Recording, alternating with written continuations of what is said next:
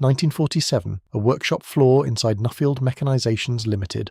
Ward End, Birmingham. Engineers in brown coats stand around a vehicle that has no name the public will ever learn. It sits low on 4 independently sprung wheels.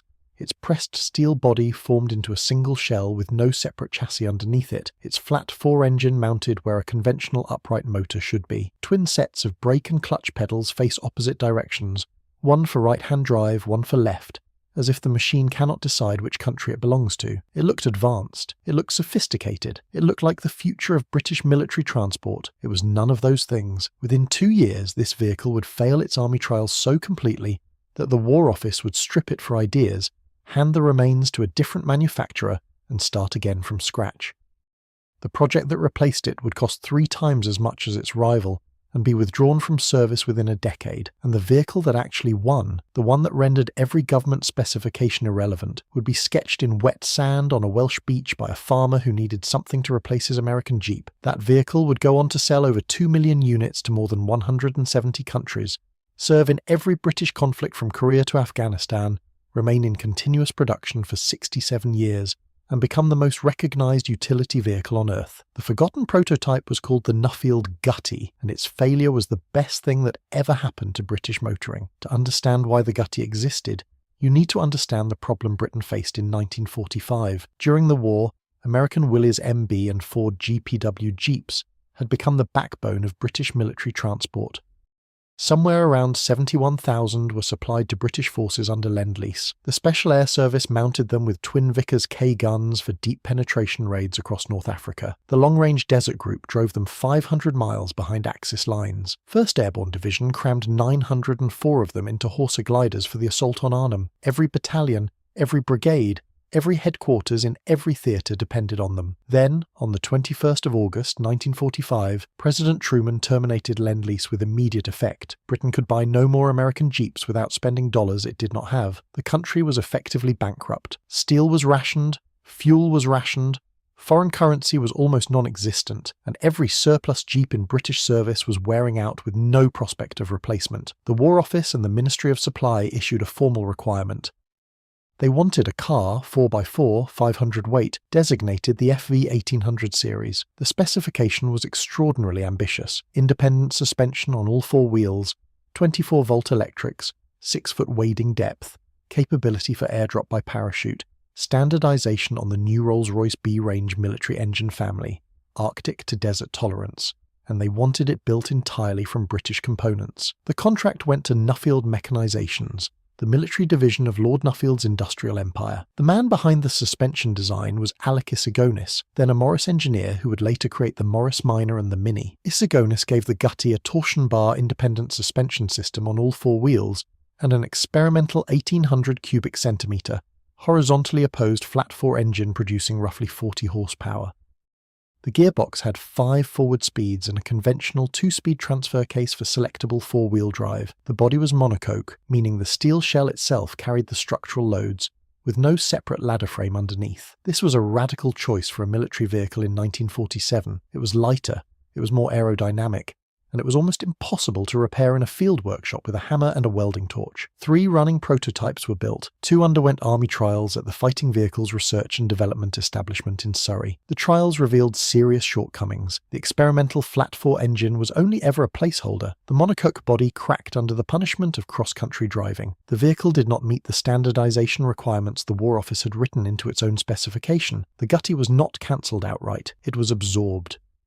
The government pulled the project in-house, redesigned it under engineer Rex Sewell, contracted it to Wolseley as the Mudlark, and eventually handed the entire programme to Austin. The result, the Austin Champ, entered service on the 1st of September 1951. It cost roughly £1,200 per vehicle. It was overweight, top-heavy, prone to rolling over, and so mechanically complex that field maintenance was a nightmare. Around 11,700 were built before production was cut short. The official winner of the British Jeep competition was a failure. The unofficial winner was already everywhere. Now, before we get into how the Land Rover conquered the world, while the Gutty vanished into a museum, if you're enjoying this deep dive into British engineering history, hit subscribe. It takes a second, costs nothing, and helps the channel grow.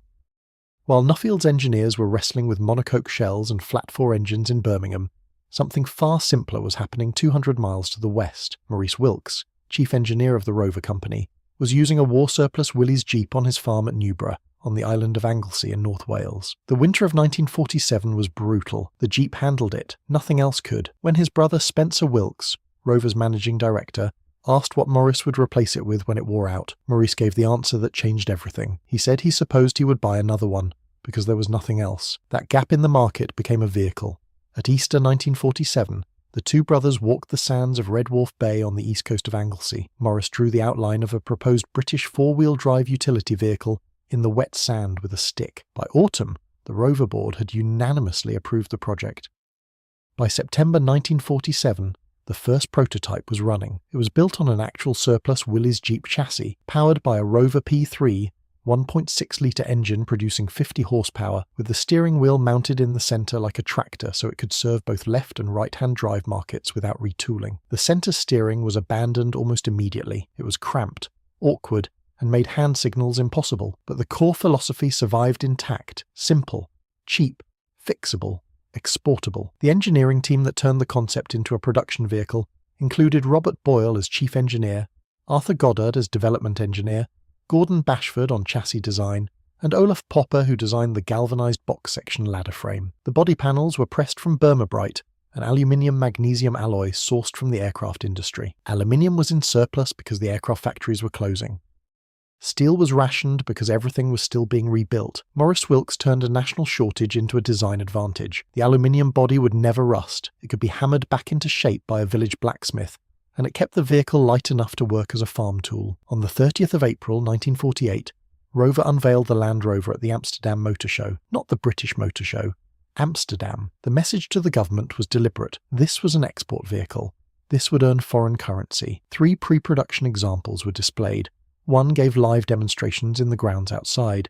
The specification was almost comically modest next to the Gutty: 80-inch wheelbase, a 1,595 cubic centimetre 4-cylinder engine producing 50 brake horsepower, 4-speed gearbox with a 2-speed transfer case, permanent 4-wheel drive, top speed around 55 miles per hour, no doors, no heater, no passenger cushion, a launch price of £450. Orders overwhelmed the factory.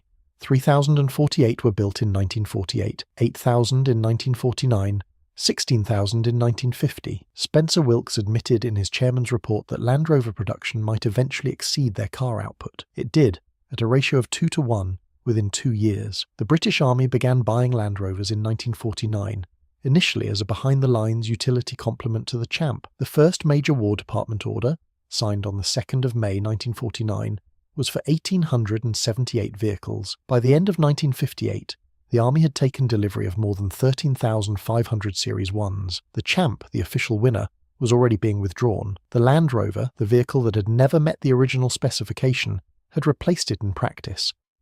On paper, the Austin Champ was the superior military vehicle. It had the Rolls-Royce B40 engine the War Office demanded. It had independent suspension on all 4 wheels. It had the 24-volt electrics and the wading depth and the airdrop clearance. It met every line of the specification the Gutty had been designed against. In practice, the Land Rover offered something no specification could measure. A sergeant could fix it with a basic toolkit. A farmer could afford it. A colonial government could order 500 without bankrupting its treasury. It could be assembled from knockdown kits in Belgium, Germany and South Africa. It could run on low-grade fuel in the Sahara and start in minus 40-degree conditions in Norway. It did not need trained Rolls-Royce mechanics. It needed a wrench and common sense. The production record tells the rest of the story. The Land Rover ran in continuous production at Solihull from April 1948 until 9/22 on the morning of the 29th of January 2016. The last classic Defender to roll off the line was the 2,016,933rd vehicle built. It carried the registration H166HUE, a deliberate echo of the original prototype's number plate, HUE 166. Military variants included the lightweight air-portable half-ton for parachute operations, the 101 forward control gun tractor, the SAS Pink Panthers converted by Marshals of Cambridge, and the Defender Wolf XD. Land Rovers served in Korea, Malaya, Suez, Aden, Borneo, Oman, Northern Ireland, the Falklands, the Gulf, Bosnia, Sierra Leone, Iraq, and Afghanistan.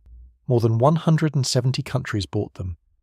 The British Armed Forces still operated thousands of them as recently as 2022, with a £71 million spares contract signed in 2024 to keep the fleet running until final withdrawal in 2030. The Gutty's legacy is a single surviving prototype, registered JLR 490, displayed at the British Motor Museum at Gaydon. It sat in storage for years before curator Stephen Lang transferred it for public display in 2011. It made its first public appearance at the Austin Champowners Club's 60th anniversary show in 2012. It is, in many ways, the more interesting piece of engineering. Nobody disputes that. 1947, a workshop floor in Birmingham. A vehicle with no chassis, an experimental engine, twin pedal sets, and independent suspension on every corner sits under electric light, while men in brown coats take notes. It was too advanced.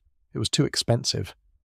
It was too complex for the soldiers who would have to maintain it in the field. It was designed to meet a specification rather than to solve a problem, and the specification itself was flawed. 60 miles to the northwest, a farmer was drawing in the sand. His vehicle had none of the Gutty sophistication. No monocoque shell, no independent suspension, no Rolls-Royce engine, no 5-speed gearbox.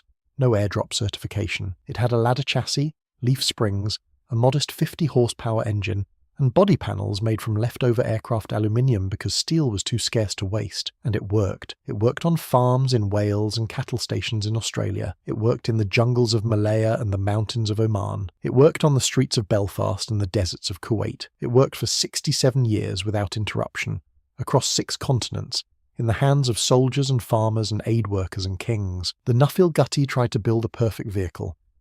The Land Rover built the necessary one. That is not luck. That is the difference between a specification and an idea.